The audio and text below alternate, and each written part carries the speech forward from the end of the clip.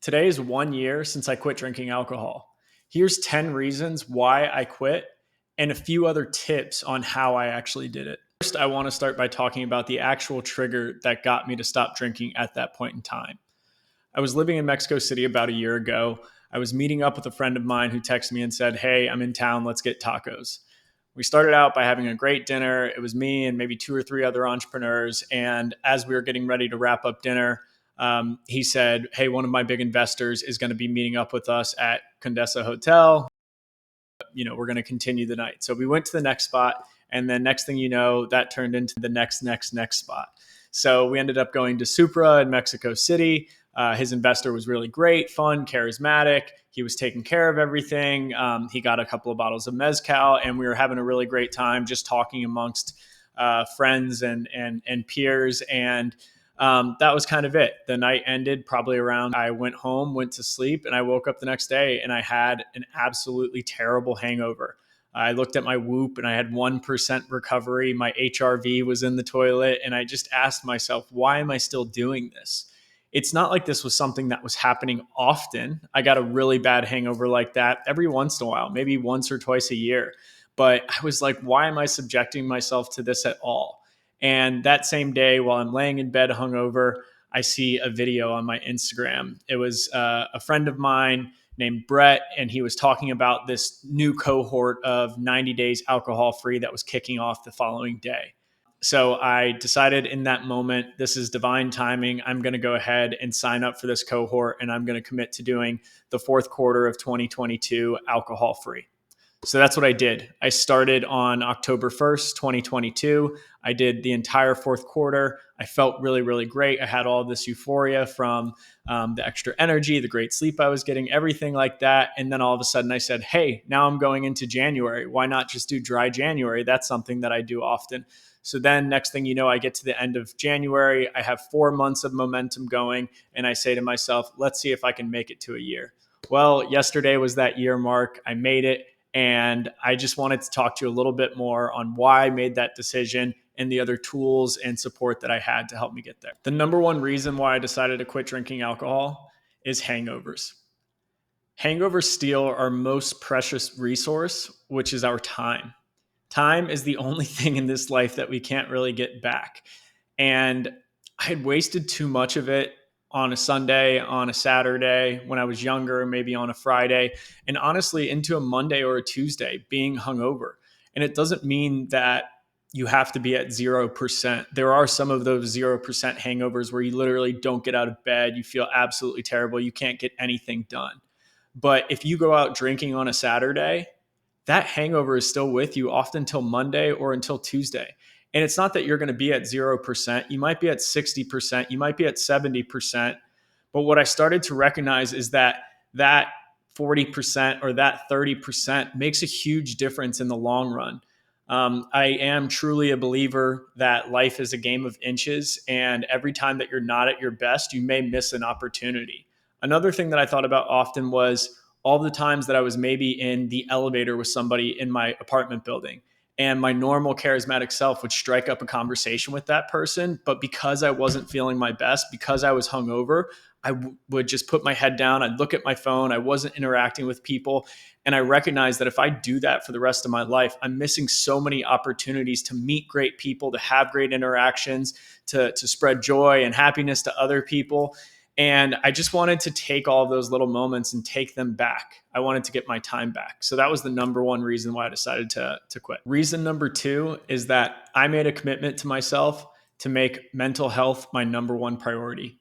I had some mental health challenges a few years ago, and it was the most difficult thing I've ever been through in my life. And when I made it to the other side of those challenges, I made a commitment to myself that my mental health was going to be my number one priority. It's more important than relationships with other people. It's more important than success in business, than my fitness goals, anything like that. My mental health comes first. And the reality is alcohol is really, really bad for your mental health. It probably comes back to sleep, which is my number three reason. But sleep is the foundation of your mental and physical health, and alcohol stops you from getting quality sleep. A lot of people think that if you have a drink you pass out faster and you're like, oh, alcohol actually allows me to sleep better. That's not true. And I am 100% certain that that's not true because I've seen it firsthand. Using Whoop, I'm able to see when I get quality sleep, which is REM sleep and deep sleep, and when I'm in light sleep the whole entire night, which is when I'm not actually recovering. And Whoop showed it to me clear as day. I would have drinks and I would look at my sleep and it would be poor quality. If I didn't drink, I would sleep and it would be high quality. I was not telling my Whoop that I was drinking. It knew and it was consistent. Every time I had a few drinks of alcohol, I would have poor recovery metrics. My HRV would be down. All of those health scores and sleep scores would be down versus when I would not drink, no alcohol. I would have a significant improvement. So I recognized Sunday scaries. What does that actually mean? It means that you've gone 2 nights in a row without sleeping. And so you have a lot of anxiety. And then people are just barely getting over that anxiety by the time they get to Wednesday of the week. Next thing you know, Thirsty Thursday is there and they're starting to drink again. They're starting to ruin their sleep again. So it's just this vicious cycle. If anxiety is a challenge for you, if depression is a challenge for you, I really can't stress this enough. I'm not someone that tries to convert people, but I can't tell you enough. Sleep is the most important thing for you. Alcohol is the worst thing for your sleep. So if you want to improve your mental health, please consider giving up alcohol. Number 4, I have ambitious goals for my life and I need 100% in order to even have a chance of achieving those goals. I have a pretty clear vision of my life of what I want to be able to achieve in terms of my career and business success and where I'm going to get the company, in terms of the family that I want to build, in terms of my own health and longevity and health span, and how I want to continue to get healthier and more fit as I get into my 40s and 50s instead of going the other way. And if I want to live up to that vision of my life and create the family and the ecosystem that I have in my vision, I'm not going to be able to get there when I'm taking days off because of hangovers or not feeling great or anything like that. Especially like in the more near term, if I want to achieve my business goals, I need to be working. I need to be on the grind all the time. In those days or times that I'm not working, I need to be actively kind of resting and recovering. And so that was just very clear to me that I'm setting stretch goals for myself. And even if I'm at my best 100% of the time, it's going to be very hard to achieve those things. And so if I'm not at my best, I'm basically giving myself no chance at all. And I just recognized that those goals were more important than the benefit of drinking alcohol. Number 5 is alcoholism. Alcoholism is something that is in my family. It's impacted people very close to me, and some people say it's hereditary. So it's just not a risk that I really wanted to mess with. I don't think that I don't know if I would classify myself as an alcoholic. I would not say that over the past 3 or 4 years I had problematic drinking. I did not quit because I felt like I was an alcoholic.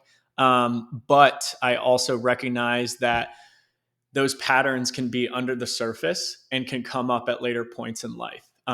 Just because you're not a problematic drinker in your 30s doesn't mean that you can't become a problematic drinker in your 40s. So I've seen alcoholism impact people very close to me. I've seen how terrible of a disease it is. And I know that I'm high risk. And so because I'm high risk, I'd rather not even take the chances. That's not to say I'll never have a drink for the rest of my life. There could be a different point where I change my decision, I change my priorities. But for right now, it was a big contributing factor in just saying, hey, this is another benefit as I take this big risk off the table if I cut out alcohol.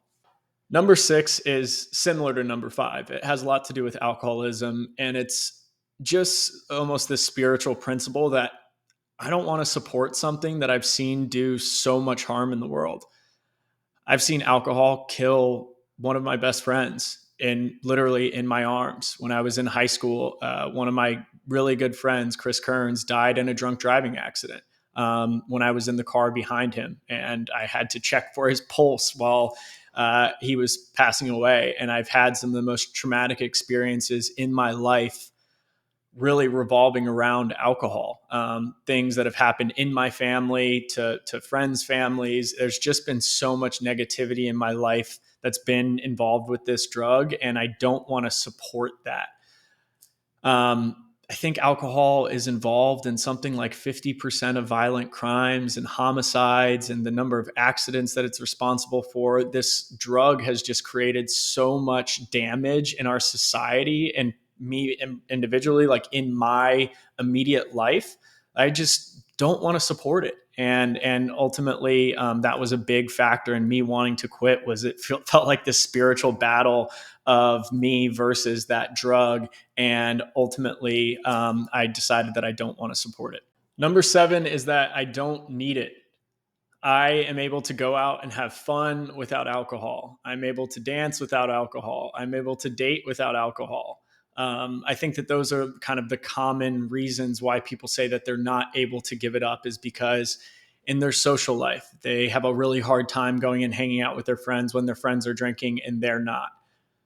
The reality is, if that's how you feel, maybe you need to find new friends. If you can't have interesting conversations with the people that you're hanging out with, and you need to drink so that everything becomes interesting, maybe you want to find a new circle that has similar interests to you. Maybe you need to find your own interest in your own hobbies. Are you a reader? Are you a runner?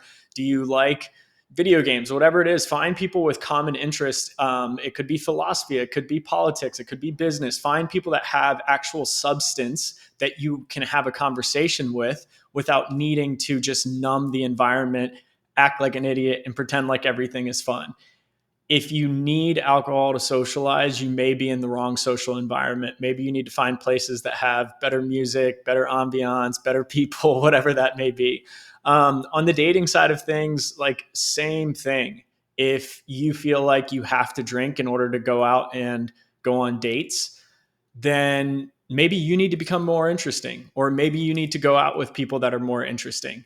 If the only way you can bear to be in a conversation with somebody is that you're drinking, then that's probably the wrong person that you don't want to be in a conversation with. And I'll also say that this is a muscle and a skill that gets developed. It doesn't just happen overnight. A lot of people have social anxiety, but you don't overcome your social anxiety by numbing it. You overcome your social anxiety by practicing, by going out and actually having conversations and being in those uncomfortable situations and sticking with it. And, dancing. Dancing is like one of my favorite things to do. I dance in my house with my dog. I'm usually the first one on the dance floor, even though I'm the sober guy at weddings. So just, develop more of a personality, develop more of a social skill set. And that's also one of the benefits of quitting drinking, is if you do a dry January or something like that, and you continue to go out to the bars, you become a lot more outgoing, charismatic, because you're having to practice that instead of having the crutch of, as soon as you walk in the bar, you're nervous for the first 45 minutes because you haven't actually gotten a good buzz going yet. Number 8, I've built a life that I actually love, and I don't want to escape it. I think there were times in the past where I wanted to numb my experience because I was unhappy. And I'm not saying that today I'm happy 100% of the time, but I'm a lot happier. And I love the life that I have. I love the things that I do on a daily and a weekly basis. And I don't feel like I want to take a break from that. And I think that that's what alcohol often does, is it kind of shuts off your brain so you can stop feeling what you're feeling day to day. And I think that me being in this position is a result of the decisions that I've made that were really hard, to leave a really great career where I was making a lot of money and I had a great life in DC, but I didn't feel happy inside. And I took a big risk to move to Bali and start a business and find things that were more aligned with what I truly wanted. So now that I actually have created the life that I want, instead of just taking the life that I was given, I now am like, I am happy. I want to live as much of my life as possible. I don't want to miss a single second of it, because I know that we only get so much of it. Whereas in the past, I guess I was a little bit depressed, and I was like, hey, if you could just fast forward for half the time that I'm here, or 10% of the time that I'm here, I wouldn't be upset if I missed a lot of it. Now I'm like, I don't want to miss a single moment. Like I said, my life is not perfect. There are times where I do still get depressed, I do get down, but for the most part, I feel like I want to live the most of my life instead of playing it on fast forward. Number 9 is that I've recognized so many successful people that I look up to have quit drinking as well. And when I look around at most of my peers and just day to day people, it seems extremely uncommon that somebody doesn't drink. But when I look at the people that I really look up to that have the total life, not just successful and make money, but they're successful and they make money, they seem genuinely happy with where they're at in life.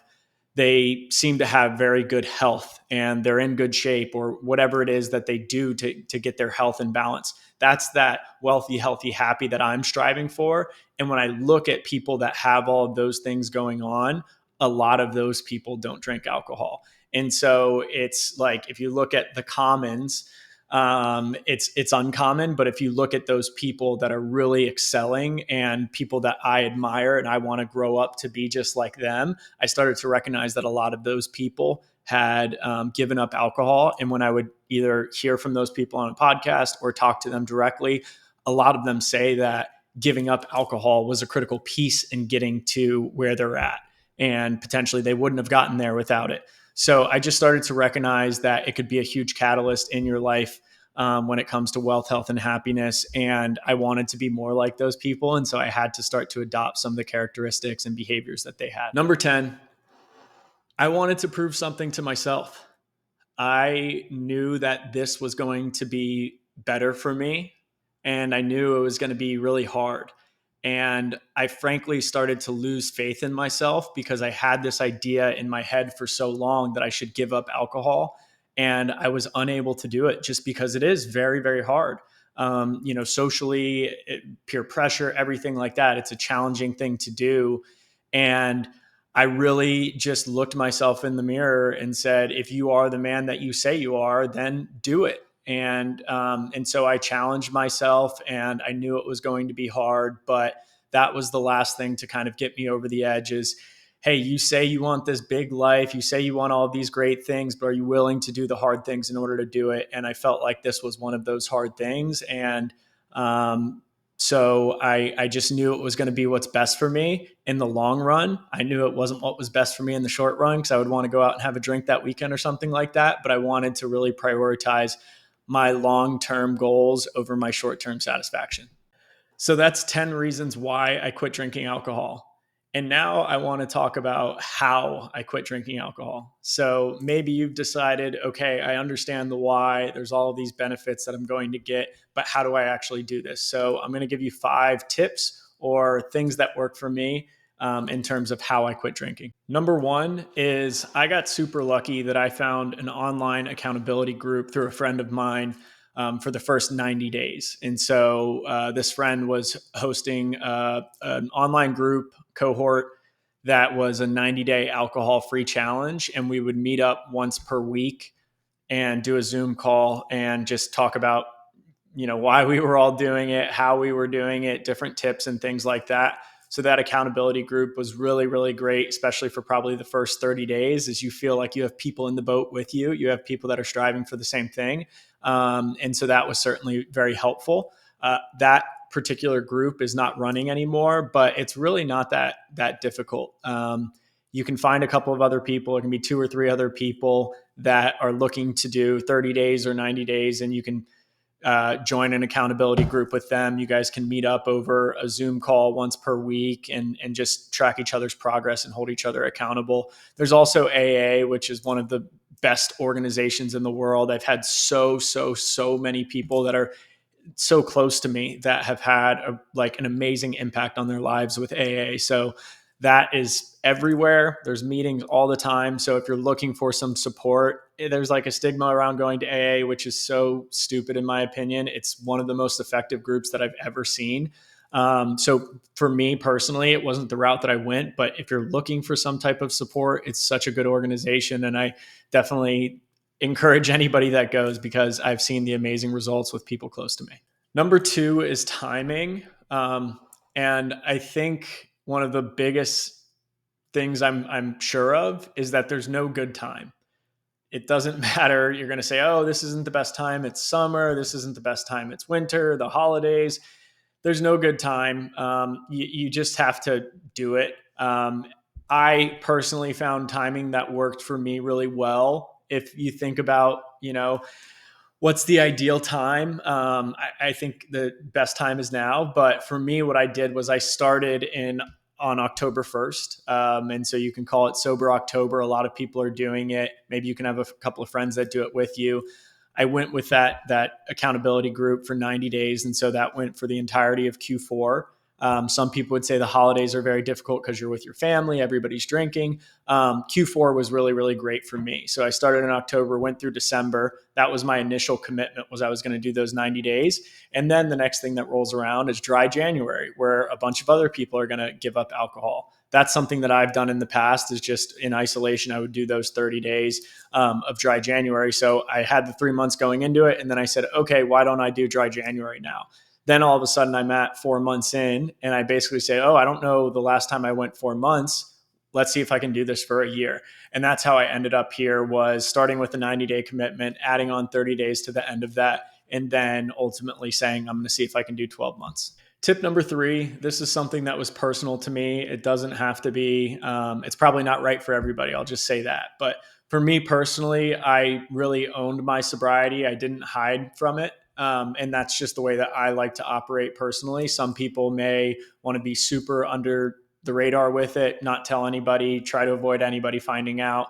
For me, I am proud of it, as you might be able to tell, making content around it. But I do think that it is something to be proud of. I think that prioritizing your health is a good thing. And we see in our society so many people that are proud of haram, or doing all these negative things, of constantly showing off the parties and the bottles of champagne with the sparklers and all of these other things that are negative in our society. And there's not enough people that are actually promoting the positive things. And so I was very happy, even though a lot of people judge me for it. I'm very happy, and I wear it as a badge of honor to say I don't drink alcohol. I don't try to rub it in everyone's face. I've created content around it because it's this 1-year milestone, and I think that content can actually help a lot of people that are struggling. I don't go out and try to rub it in everyone's face right away. It is something I talk about often because it's a big part of my life. But just this idea of, if somebody asks you, why are you not drinking? You don't have to be defensive towards that. You don't have to be ashamed of that. It doesn't mean that you're an alcoholic. And if you are an alcoholic, that's the reality. And you shouldn't be ashamed of it. You have a disease if that's the case. And so I just, to me, pride is the opposite of shame. And so if I'm not proud of the fact that I'm sober, I'm by default saying that I'm ashamed of the fact that I'm sober. And I'm certainly not. So that's just kind of a mental framing around things, that you can own things, you can be proud of them, you don't have to feel ashamed. Tip number 4 is that there are a lot of alternatives out there today to just alcohol. And so I think that the way things have been framed to us is that alcohol is acceptable, which by definition, alcohol is a drug. So alcohol is an acceptable drug, but everything else makes you a druggie. And I think that I fell into that propaganda at a different time in my life. And I was judgmental of people that used other types of drugs. And as I've, developed and traveled outside the US and just got into different circles and everything like that, I've started to bring down that stigma and just recognize that all of these drugs, alcohol included, they have some type of benefit and they have some type of detriment. And you've got to be kind of weighing that cost benefit. The benefit is it's fun. The benefit is it's a social lubricant. The benefit is it allows you to have deeper conversations. The benefit is it reduces stress. So there's all of these good things. And then there's the negative side of things. It's potentially addictive. It gives you really bad hangovers. It's bad for your health. It destroys your sleep. All of these different things. Some drugs like alcohol check all of the boxes and check all of the boxes. So they're really great and really destructive. Some heroin, it's super addictive, potentially fatal, all of these things. You're constantly looking at the cost benefit. So Some people like THC, some people like CBD. I've enjoyed microdosing mushrooms. That's been something that I tried, and I recognize that with the right dosing, it's actually it can be like a little bit of a buzz. It can be a little bit of a social lubricant. It doesn't give me any type of hangover. It doesn't have the negative effects. I still sleep well with it. I'm not talking about doing a big, huge mushroom experience or journey or anything like that. I'm just talking about a little bit of a microdose. There's still a lot of stigma around this, but for me, if you're going to look at somebody with a drink in your hand and say, "Oh my gosh, that person's doing mushrooms," you've fallen prey to the propaganda, because one is a lot more, I'd say, dangerous than the other. Like I said, if you go overboard and you do a big, huge journey, then yes, there are dangers to that I'm not going to talk about. But on the other side, there's also dangers to drinking a liter of vodka, and that can also be dangerous to you. So, like I said, there's lots of alternatives. Some people like ashwagandha, some people like all different types of things, but it's just kind of this mindset that this isn't the only option. There are other options out there. There's a lot of CBD beverages that have been said to kind of reduce anxiety, which can help you go out. There's also a lot of non-alcoholic beers. A lot of places now have really strong mocktail menus. So there's just alternatives out there. Figure out what's best for you and try different things. Tip number 5 is find rituals. So I love making drinks for people. I love hosting. And so I also enjoy making fresh cocktails. At my bar, when I lived in DC, I had a big bar inside my house with every liquor you could imagine, every mixer you could imagine. I had all of the bartending books, and I really enjoyed making those. And so now I've just brought that same thing to, I guess you call them mocktails. I don't really like that term. But I just make myself fresh drinks without alcohol, and they're delicious. And it's usually a suero, which is like a Mexican hangover drink that I started drinking when I was in Mexico. It was really great when you were there because it's a simple word to say. I mean, I guess it's not the simplest, but it's a single word that everybody knows universally. And so if you're at a bar, you can order that like it's a drink, and the bartender knows what it is. That is, I'll tell you what, that's like such an amazing thing, instead of being like, soda with lime, salt on the rim, and they're like, with alcohol, and you're like, no. And so I wish there was something similar in the US. Some people are like, it's a ranch water with no alcohol, and I'm like, yeah, that kind of sucks to order. But I started drinking those when I was in Mexico. I make them a lot at home now, and so it's just fresh squeezed lime juice. I put salt on the rim and then soda water with that lime juice, and it's just really refreshing. And it's also like a ritual that when you finish a busy workday and you feel like you need something that's like a treat, it's really nice to make, and it gives you a lot of that same sensory experience of making yourself a cocktail or pouring yourself a glass of wine or something like that. So finding those rituals, maybe it's something that used to trigger you before, that at this certain day of like, oh, it's college football Saturday, I need to crack open a beer, like get a non-alcoholic beer that you like and do that. Like those rituals are so important, and they can really make it easier if you are trying not to drink. And number 6, the final tip for quitting alcohol is just avoid shitty situations. I can't tell you how much or I'll speak for myself, my need to drink was, I just realized I was hanging out in places that just sucked. So find cool bars that have like good design, there's good lighting, there's good music, there's good ambiance. And if you're in a place like that, and you're around good people and there's good conversation, like you just need to create a better environment around yourself so that you don't feel the need to drink. Like you're having so much fun that you don't feel like anything is missing. So if you're going to bars, and there's a lot of these in Austin, I'll be honest, that like it's basically like shitty music, and it's so loud and it stinks and it's hot, like that makes me want to drink too. So if you can find places that have good music, good people, good lighting, good volume, all of those things, it's really nice to just sit back and have a conversation with people or dance with people or meet people or whatever it may be.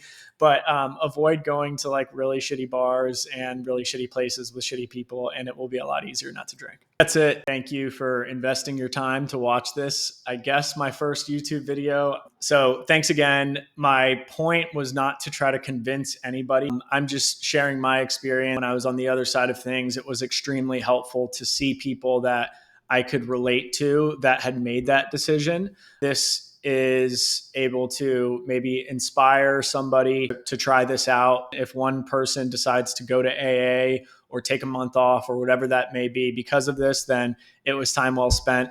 My biggest thing is just starting to break the stigma around sobriety. It's like, it really doesn't make sense. There's so many alternatives out there. This idea that like alcohol is the only thing that is acceptable is quite stupid. And if you have any questions, put them in the comments, like, subscribe, follow for more. We'll see if this actually gets published.